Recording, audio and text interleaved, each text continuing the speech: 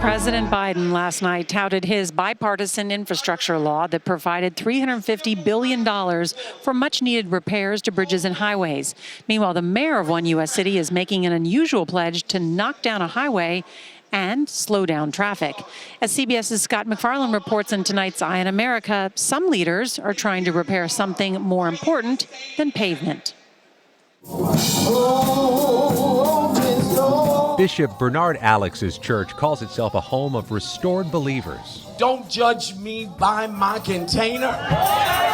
It's just a few miles from his boyhood home in Syracuse, New York. They were gone. A neighborhood Alex believes is in desperate need of its own restoration. It was where people planted a garden. Pioneer Homes, one of the nation's oldest public housing communities, was built in Syracuse in the 1930s, but then sliced apart in the 1960s when the government erected Interstate 81 right through it. Through what? You took away a thriving, vibrant community. You took away the hope and the space of the people.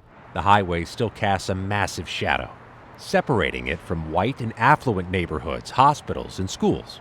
You think they were trying to drive people out? I do. But only for a few years longer, because the government is about to level about 1.5 miles of this highway, including this part. A CBS News review of federal records found these communities, which sit in the shadows of major highways, suffer higher pollution rates. The people have higher asthma rates. There are lower property values and lower incomes.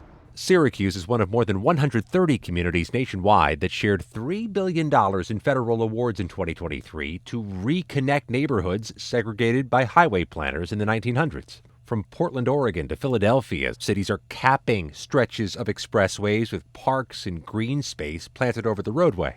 It is a scar that goes through the heart of our city. Syracuse Mayor Ben Walsh says his project is among the most ambitious. We're driving beneath the highway. Yeah. Seems like an eyesore. To say the least.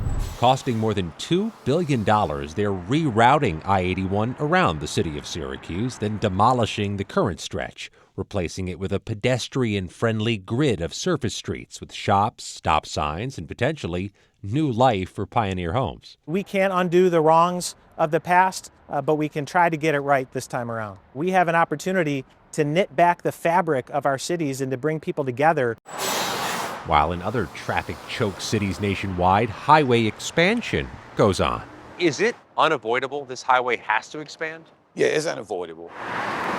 Like in North Charleston, South Carolina, where I-526, which runs through many mostly black neighborhoods, is set to be widened.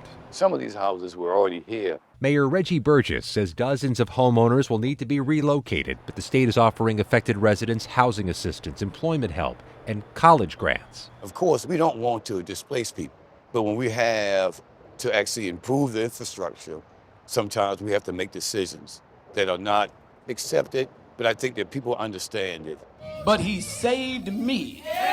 Back in Syracuse, Bishop Alex hopes more people soon move back to the neighborhoods near Pioneer Homes to speed up a revitalization that comes with slower, lower roads.